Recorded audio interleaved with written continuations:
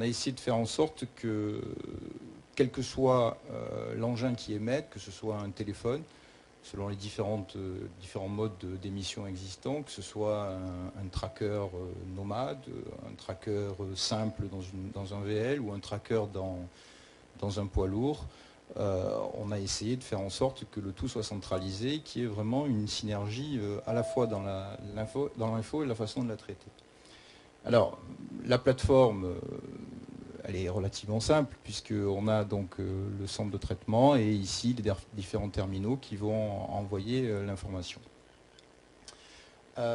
Derrière, donc une plateforme en SAS, avec donc toujours la même interface qui permet aux interlocuteurs dans l'entreprise de ne pas être perdus sur des interfaces différentes en fonction des trackers, puisqu'on va retrouver sur la même interface des téléphones, des véhicules, des poids lourds, etc. Donc on va vraiment visualiser l'intégralité sur la même interface, et le tout en SAS, compatible, tout navigateur, et avec un effort particulier, puisqu'on est quand même très axé sur le monde des mobiles, un effort particulier à faire en sorte que l'information soit aussi disponible sur l'ensemble des téléphones, puisque en web application, que ce soit sur un iPhone, de l'Android, du BlackBerry ou du Windows Phone, quelle que soit sa version, on a la capacité également de visualiser et de traquer donc la flotte de véhicules, en tout cas au départ. Après, on verra qu'il y a un certain nombre de services qui viennent se coller là-dessus.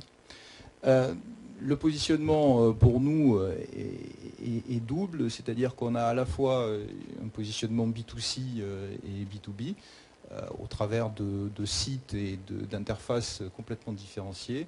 Et on a également un double positionnement entre les personnes et les véhicules. Et on voit ici donc les déclinaisons. Chaque fois, la déclinaison est totale et entière. Des solutions qui ont été mises en place. Alors ça va jusqu'à du tracking d'animaux pour le fun, mais plus important, du tracking de personnes, du tracking de téléphone, du tracking de bateaux avec des solutions aussi originales, du tracking donc de flotte ouverte, VL, poids lourd, etc. Et des solutions originales aussi, à la frontière entre le B2B et le B2C, la solution MapMyRoutes qui permet la réalisation de rapports automatisés de frais kilométriques. Donc en gros, on génère automatiquement les rapports de frais kilométriques, le tout avec les trackers. Donc vous les reconnaissez, hein, que ce soit les NS10, NS90 ou NS100. Derrière, donc, il y a un bouquet de services disponible sur la plateforme.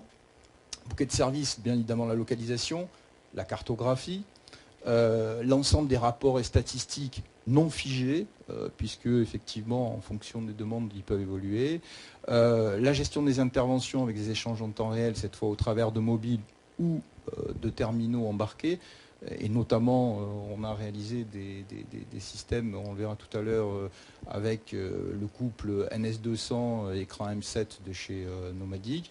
On verra un exemple tout à fait précis tout à l'heure, puisqu'on a finalisé et livré les premiers SIGTOM en e-collect, et c'est une première pour ce type de terminaux, je crois, donc je vous montrerai 2-3 images. La gestion des points d'intérêt, information, trafic, météo, etc., avec toutes les déclinaisons. L'accès smartphone, bien évidemment, comme je le disais tout à l'heure. Une gestion d'envoi-réception de SMS en illimité, puisqu'on a mis en place, en parallèle à nos serveurs, un système d'expédition-réception de SMS totalement intégré à la plateforme. Une webconf donc, qui est intégrée, qui permet par exemple sur les entreprises en multi-installation, multi-site, donc de partager l'info et donc d'alimenter, de mettre en place une conférence par partage d'écran, etc.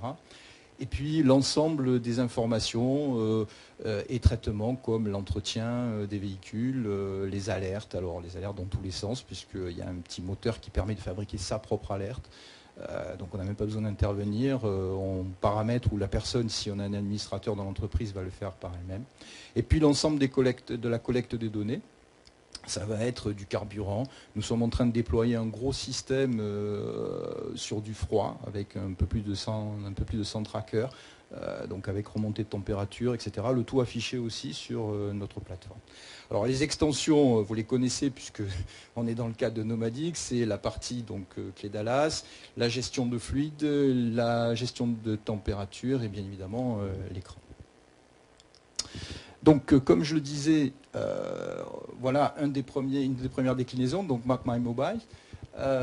On a une double approche. Comme vous le savez, aujourd'hui, il y a deux solutions pour géolocaliser un téléphone. La première solution, c'est la triangulation, pas forcément très précis selon l'environnement, surtout en campagne. Donc ce qu'on a fait, c'est qu'on a développé sous Android, sous BlackBerry et sur Symbian, on a développé donc des petits applicatifs qui s'installent dans les smartphones. Alors on est sur un marché extrêmement large, puisque c'est tous les Android, tous les BlackBerry et quasiment tous les Symbian. Donc ces systèmes-là envoient automatiquement les informations et on se retrouve toujours sur la même plateforme avec la capacité de géolocaliser l'intégralité de la flotte de téléphones. On a déployé ça sur pas mal de téléphones, sur des gens qui font de la relève d'informations en grande surface, etc. La partie body avec la partie pro et la partie personnelle. Alors on est content puisqu'on a entendu parler du premier PTI chez Nomadic, donc ça va être l'occasion peut-être d'harmoniser la chose, puisque jusqu'à maintenant on était obligé de s'adresser à autre chose pour des solutions d'ATI. Donc pareil, bouquet de services, géolocalisation de la famille. Alors chaque fois les produits sont entièrement autonomes puisque vous avez un www.mapmybody.com, un www.mapmymobiles.com, etc. MapMyBoat avec une approche soit simple sur du côtier avec du NS10, soit plus orientée maritime, c'est-à-dire les grands circuits où là on a intégré donc des balises hybrides ou uniquement satellites. MapMyRoutes, comme je vous l'ai dit, gestion de la réalisation de rapports automatiques en termes de frais kilométriques. Alors deux solutions, soit un traceur avec de l'embarqué avec NS90, soit on a également un traceur qui permet d'enregistrer et donc de récupérer l'information sans être obligé d'avoir un abonnement. Donc ça diminue forcément l'abonnement compte tenu qu'on n'a plus de GPRS. Alors les solutions, on a effectivement, au travers de l'ensemble de ce que nous sommes capables de géotracer, mis en place des solutions, cette fois plus orientées logicielles, même si elles sont en SAS. Quand je dis logiciel, c'est plutôt fonctionnel. Donc on a une solution qui s'appelle eCheck, qui permet sur n'importe quel téléphone, via des pages spécialisées, donc c'est-à-dire que c'est compatible avec n'importe quel phone, capable de se connecter au net, bien évidemment, et on a donc la capacité donc de faire du check, de la pointeuse mobile géolocalisée, avec un paramétrage total de ce qui va être checké. Donc au niveau de l'administration, c'est extrêmement riche. Deuxième type d'applicatif, émission, intervention localisée, donc soit au travers d'un smartphone, encore une fois, quelle que soit sa marque et son OS, ou au travers donc du fameux M7, qui lui est embarqué dans un véhicule, avec exactement les mêmes interfaces, c'est-à-dire la capacité de générer des rapports de mission, de valider à distance, etc. Donc un véritable échange avec l'exploitation. Le tout toujours sur la même plateforme. C'est-à-dire que j'insiste, on est sur le même applicatif et la même interface. Et puis, donc la solution eCollect, j'ai réservé une place un petit peu plus importante parce que c'est un produit nouveau qui vient d'être livré donc sur un SIGTOM assez important dans le Gers et où on a pas mal de contacts d'ailleurs pour aller plus loin. On a développé donc via un NS200 et un terminal M7 avec la cartographie binomade puisque c'est celle qui nous avait été conseillée et la gestion donc au travers des API de l'ensemble de la collecte, c'est-à-dire qu'en gros les conducteurs, au fur et à mesure de l'avancée, vont être guidés sur chacun des points, vont valider l'ensemble des bacs, voir les incidents, et ceci de façon cyclique. Donc